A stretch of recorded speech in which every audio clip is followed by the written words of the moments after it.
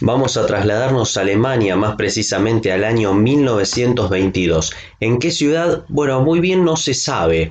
Obviamente, en esta época entre guerras era muy difícil determinar un lugar, pero estamos más o menos a 70 kilómetros al norte de Múnich para conocer lo que fueron los asesinatos de Hinterkaifeck. En realidad, Hinterkaifeck no es ningún lugar, no es un nombre oficial, simplemente Kaifeck es la aldea más cercana a la granja donde ocurre esta serie de homicidios y Hinter significa detrás.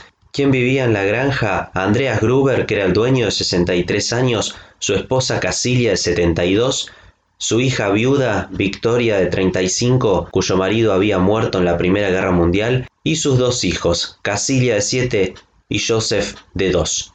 ¿Qué es lo que pasó? Iba a haber un crimen masivo. Pero nos remontamos algunos días antes donde iban a pasar algunas cosas raras. Por ejemplo, Andreas Gruber le había contado a un vecino que había huellas en la nieve que se dirigían a su casa y que no había encontrado las huellas de vuelta para el bosque, que había escuchado ruidos en su desván, había sonidos por las noches, que había encontrado un diario que según la familia no pertenecía a nadie, y además se había perdido un juego de llaves. Bueno, pero nada había sido informado a la policía, simplemente era todo bastante raro.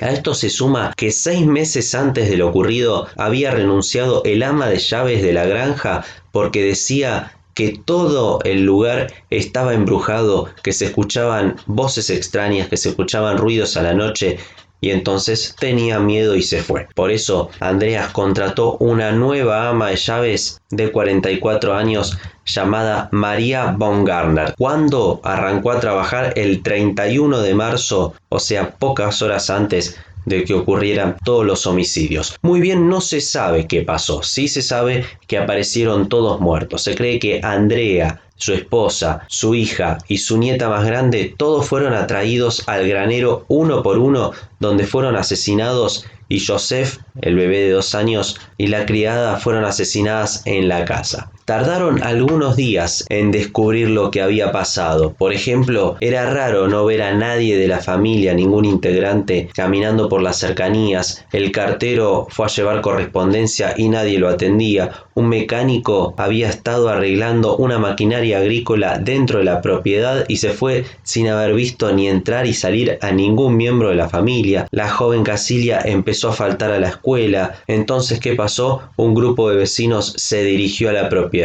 Ahí encontraron el granero cerrado, rompieron la puerta y encontraron los cadáveres que estaban apaleados, cubiertos con paja y encima una puerta vieja. El de Joseph y el ama de llaves fueron encontrados muertos dentro de la casa. Ahí avisaron a las autoridades. Pero claro, cuando la policía llegó, tardó algunas horas y ya estaba todo lleno de gente. Había personas comiendo, curiosos, algunos que usaban el baño. La escena del crimen completamente contaminada. Los resultados de la autopsia decían que habían sido muertos por traumatismo cráneoencefálico causado por golpes con un pico. Los cadáveres fueron decapitados y las cabezas fueron enviadas a Múnich para ser examinadas por clarividentes. Obviamente no arrojaron ningún resultado. El cuerpo de Victoria también mostró algunas señales de que había sido estrangulada y también se pudo comprobar que la hija había sobrevivido algunas horas y se había empezado a arrancar mechones de pelo, no se sabe muy bien por qué.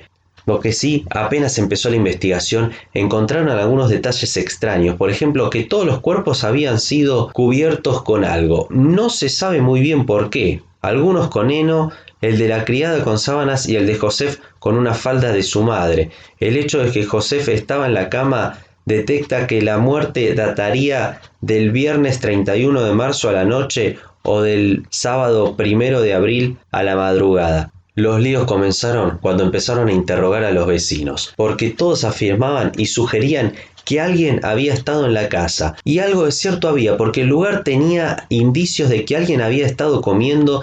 Había una de las camas que parecía haber sido usada hacía poco, se encontró todo el ganado y los demás animales bien alimentados, las vacas habían sido ordeñadas, ninguno de los animales en la granja había sido lastimado de ninguna manera y había un perro que fue encontrado ladrando en el granero que había sido atado aparentemente por el mismo asesino para que no molestara. También había sido alimentado. Lo que sí pudo descartarse es el robo como móvil porque había joyas y mucho dinero que no había ni siquiera sido tocado. Entonces apareció la hipótesis principal, un crimen pasional. Todas las sospechas recayeron en un hombre llamado Lorenz Schlittenbauer, que había sido pretendiente de Victoria. Pero ¿qué pasó? Los vecinos siguieron con sus teorías llamativas. Ellos decían que Andreas, o sea, el dueño, tenía una relación incestuosa con su propia hija y que incluso era el padre del más chico de sus nietos, que en realidad pasaría a ser hijo. Bueno, una locura. Es más, afirmaban que ambos habían cumplido una condena en prisión, él de 1 año y ella de 1 mes, por haber cometido incesto y al haber sido descubiertos por una criada. La policía empezó a investigar el acta de nacimiento del bebé y vio que donde debía anotarse el nombre del padre estaban las iniciales LS, o sea, en referencia a Lorenz Schlittenbauer. Pero fue consultado y él también apoyó la idea de que Andreas había concebido a Josef. Pero bueno, más allá de esa locura, nada iba a hacerlo zafar como sospechoso. Había algunos detalles que llamaban la atención a la policía. Por ejemplo, que él había sido parte de los vecinos que entraron a explorar la granja cuando ellos no aparecían. El perro que estaba atado en el granero empezó a ladrarle y mostró una aversión particular hacia él. También decían que él no se había ni siquiera sorprendido cuando vio todos los cuerpos y además que se movía por la propiedad como si la conociera. Bueno, obviamente todo eso no es motivo para detener a una persona y acusarlo de nada, así que no se presentaron cargos. Después apareció otro sospechoso más llamativo, quien era el ex marido de Victoria, Carl Gabriel. Pero ¿cómo? ¿No había muerto en la Primera Guerra Mundial? Sí, se supone que sí, pero en realidad nunca encontraron el cuerpo y tampoco había tenido un entierro apropiado. Por eso se creía que podía haber vuelto a ver a su esposa, que se había enterado lo de ella con Lorenz y por eso había desatado toda esa masacre. Es más, esto se vio reforzado unos años después cuando había algunas personas que decían haber conocido a un soldado ruso que decía que él había cometido esa masacre, pero bueno, sus propios compañeros de pelotón afirmaron que él había muerto en guerra. También hubo otras teorías, por ejemplo la de Joseph Barth, que era un panadero que se había vuelto loco y se había escapado de un neuropsiquiátrico. Algunos vecinos habían dicho que lo habían visto en las cercanías, pero lo cierto es que la policía nunca lo encontró. También se llegó a vaticinar que era un tema político, ya que estaban los nazis contra los comunistas, pero la verdad que Andreas Gruber no tenía ninguna inclinación política conocida. ¿Qué pasó con el tiempo? Bueno, primero que la granja fue demolida al año siguiente de los homicidios, en 1923. Ahora en ese lugar hay un santuario. Las 6 víctimas fueron enterradas, hoy hay un monumento en el cementerio y los cráneos nunca regresaron de Múnich para hacer el entierro porque se perdieron durante el caos de la Segunda Guerra Mundial. Sí, de la Segunda. O sea, fíjese el tiempo que pasó.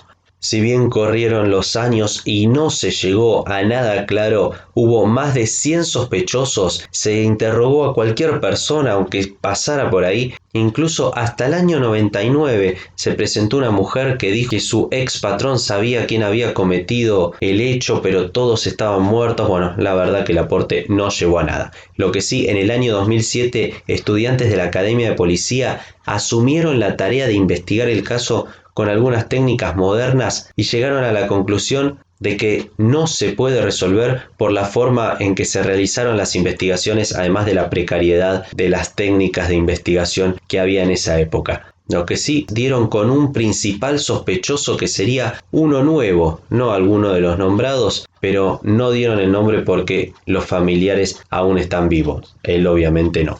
Entonces, ¿qué pasó en definitiva en Hinterkaifeck? Bueno, muy bien, no se sabe. ¿Quién fue el autor? Bueno, muy bien, no se sabe. ¿Quién era el padre de Joseph? Bueno, muy bien, no se sabe. ¿Sobrevivió a la guerra el ex marido de Victoria? Bueno, muy bien, no se sabe. ¿Se resolvió el caso con estas nuevas técnicas? Y bueno, muy bien, no se sabe. ¿Hay algún protagonista que pueda estar vivo de lo que pasó? Y muy bien, no se sabe. Creemos que no. Entonces, todas las características apuntan a una sola cosa. Esto es y va a ser para siempre un crimen impune. Bueno, me interesó mucho, ¿eh? Muchas gracias a Max Rexnick que me recomendó leer esta historia y hacer un video. Y nos veremos en la próxima, esperemos que con un final un poquito más feliz.